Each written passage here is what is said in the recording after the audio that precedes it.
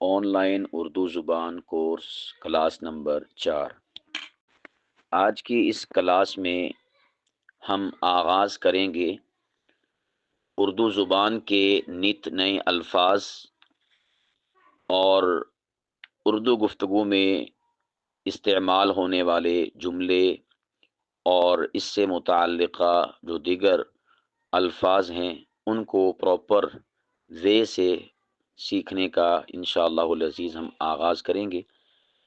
اس میں آپ نئے لفظ بھی سیکھیں گے اور اس کے ساتھ ساتھ ان نئے لفظوں کی ادائیگی اور ان کا لہجہ بھی سیکھیں گے۔ ابتدا میں ہی میں یہ بات عرض کر دوں کہ آپ یہ بھی نہ سوچئے گا کہ اتنے الفاظ ہمیں کیسے یاد ہوں گے، بس آپ اپنی سماعتوں کو ہماری طرف متوجہ رکھیے گا۔ انشاءاللہ ہم اپنے دہن سے، اپنے منہ سے آپ کی سماعتوں اور آپ کے کانوں میں اپنے الفاظ انڈیلتے چلے جائیں گے، داخل کرتے چلے جائیں گے، اور وقت آنے پر انشاءاللہ وہ ایکٹیو ہو کر نمودار ہوں گے آپ کی زبان سے۔ تو جتنا آپ اس حوالے سے اپنے آپ کو متوجہ رکھیں گے اتنا ہی آپ کو فائدہ ہوگا۔ ہم ایک انٹلیکچول ترتیب کے ساتھ ان چیزوں کو لے کر چلیں گے۔ سب سے پہلے ہم آغاز کرتے ہیں اردو زبان کے الفاظ کو سیکھنے کے حوالے سے۔ ایک لفظ بولا جاتا ہے غسل میت، یعنی جو میت کو غسل دیا جاتا ہے، کہتے ہیں کہ میت کو غسل دے رہے ہیں یا غسل میت دے کر فارغ ہوں۔ اس کے لیے اردو میں ایک لفظ استعمال ہوتا ہے، ترکیب، وہ ہے آب آخرت۔ آب آخرت۔ اب یہاں پر ایک اور بھی بات ذہن نشین رکھ لیں کہ یہ نہیں کہا کہ آب آخرت، ہم عام طور پر کہتے ہیں آخرت میں حساب ہونا ہے، آخرت یعنی خا کو ہم ساکن پڑھتے ہیں، نہیں، صحیح کیا ہے آخرت، یعنی خا کے نیچے کیا ہے زیر۔ تو آپ کے پاس گویا کہ آج ایک نیا لفظ آپ کو سیکھنے کو ملا کہ جو میت کو غسل دیا جاتا ہے نا، اس غسل کو آب آخرت بھی کہتے ہیں۔ کیا کہتے ہیں؟ آب آخرت۔ اسی طور پر ایک لفظ ہے آب استادہ۔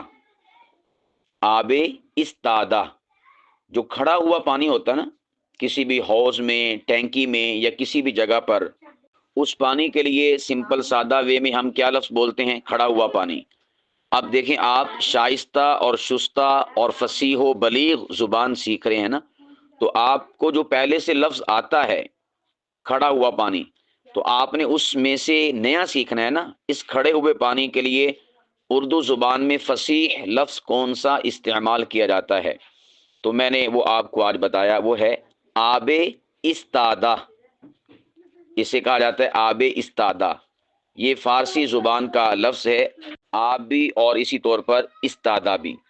تو کھڑے ہوئے پانی کو کیا کہتے ہیں؟ آب استادہ۔ اسی طور پر آپ نے ایک لفظ بولتے ہیں، سنتے ہیں، انگور کی شراب۔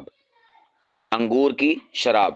انگور کی شراب کے لیے اردو زبان اور اردو لغت میں ایک لفظ بولا جاتا ہے آب انگور، یعنی آپ شراب کی بجائے یہ لفظ بولیں کہ جنت میں جنتیوں کو آب انگور دی جائے گی، آب انگور مہیا کیا جائے گا۔ تو اس سے مراد کیا ہے؟ انگور کی شراب۔ تو آپ وہ جو ایک سمپل سادہ سا لفظ ہے جو سبھی بولتے ہیں، تو اس کے مد مقابل، یعنی لوگوں کی اس گفتگو جو کہ ایک نارمل ہے، اس کے مد مقابل ایک شائستہ اور شستہ لفظ بول سکتے ہیں، اور وہ کیا ہے؟ آب انگور۔ اسی طرح بارش ہوتی ہے نا، ہم کہتے ہیں بارش کا پانی ہے، یہ بجائے اس کے کہ آپ کہیں بارش کا پانی، آپ کہہ سکتے ہیں آب باراں۔ آب باراں، با الف را الف اور آگے نون غنہ، آب باراں۔ جس طرح وہ کہتے ہیں نا یہ علاقہ کیسا ہے؟ بارانی علاقہ ہے۔ اردو میں ہم یہ استعمال کرتے ہیں، بارانی علاقہ۔ بارانی علاقے سے مراد کیا ہوتا ہے؟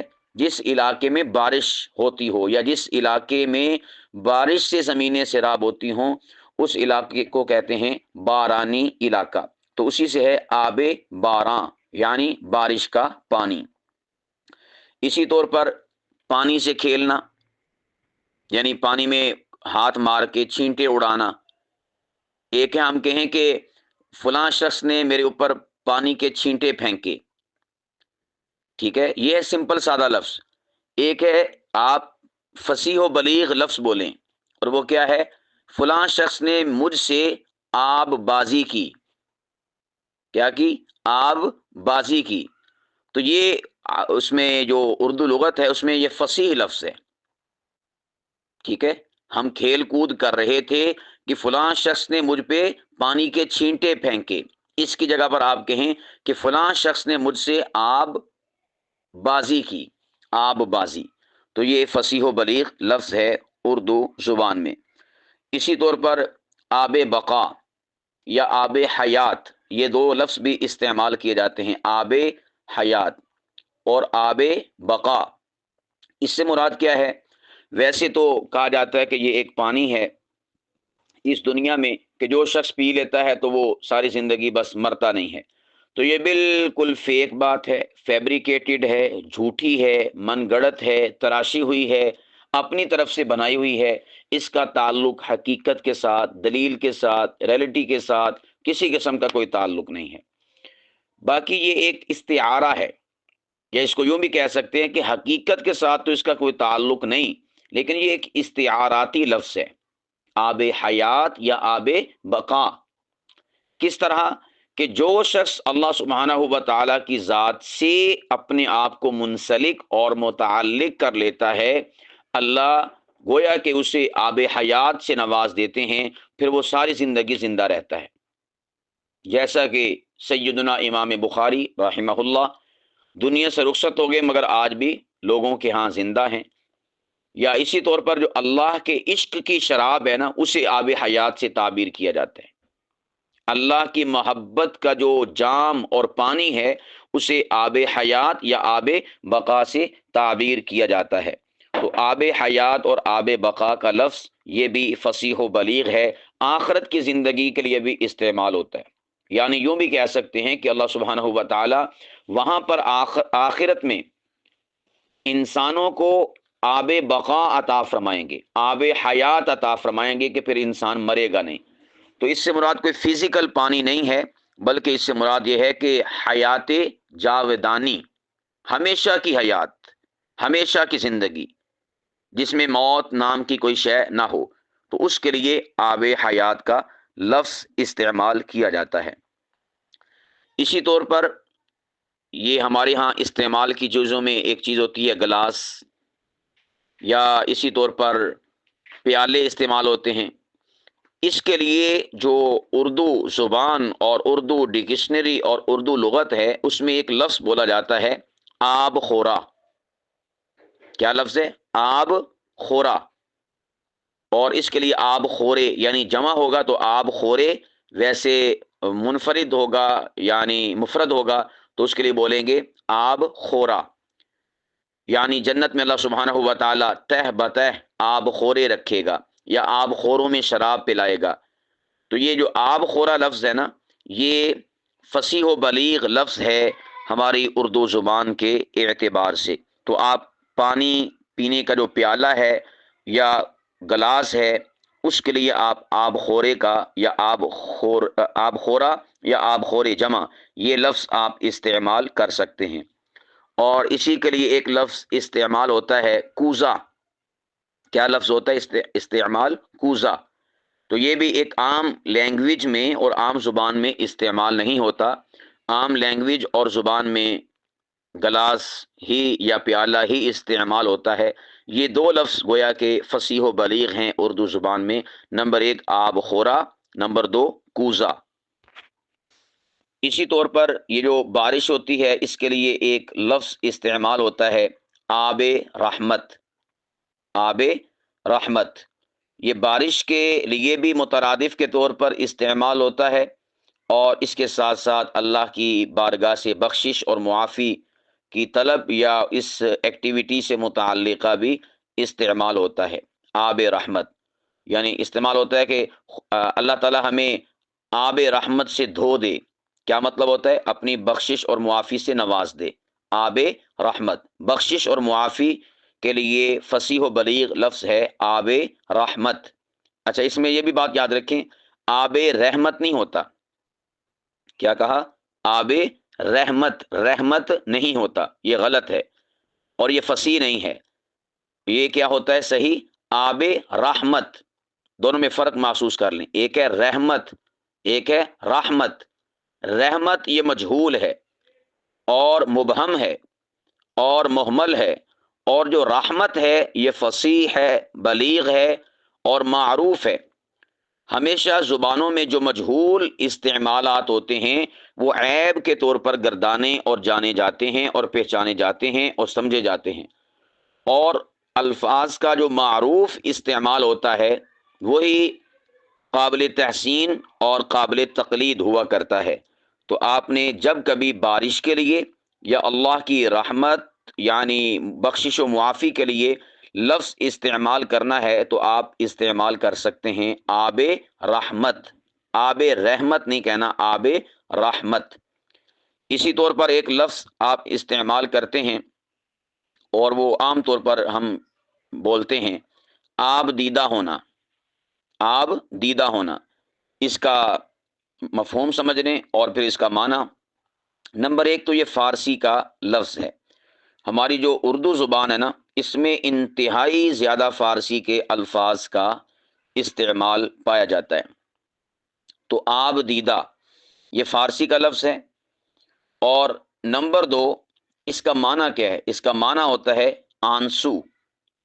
کیا ہوتا ہے؟ آنسو۔ اور اشک، کیا ہے؟ اشک۔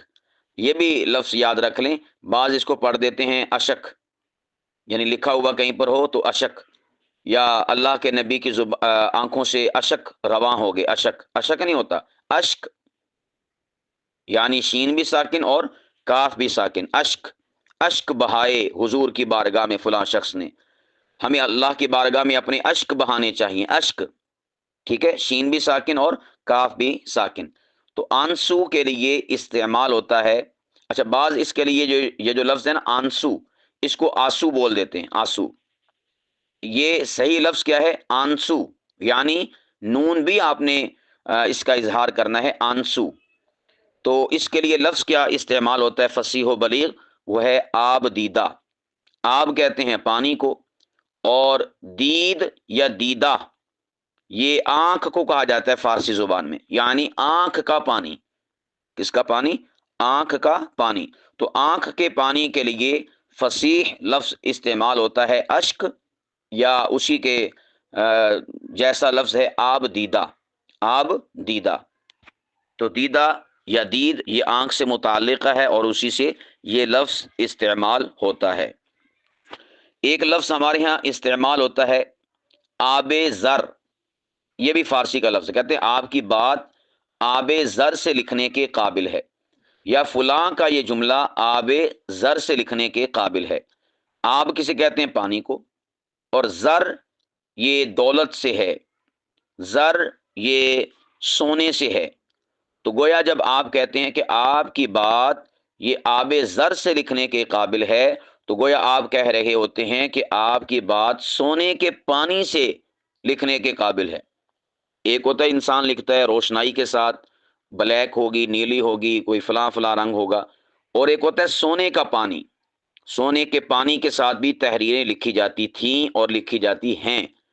تو گویا جس تحریر کی اہمیت یا جس بات کی یا جس قول اور بول کی اہمیت بہت زیادہ ہو، ہائی لیول کی ہو، تو اس کے لیے یہ لفظ استعمال کیا جاتا ہے آب زر، یعنی آپ کی بات آب زر سے لکھنے کے قابل ہے، یعنی اس کی جو ملمع سازی ہے، اس کے اوپر جو خوبصورتی ہے اور اس میں جو حسن اور کمال پایا جاتا ہے وہ ایسا ہے کہ اسے سونے کے پانی سے لکھا جائے، یا گولڈن واٹر۔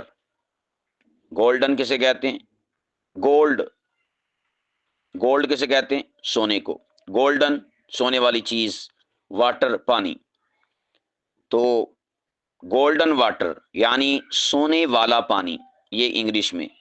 اور اردو اور جو فارسی ہے اس میں کیا لفظ استعمال ہوگا؟ آب زر۔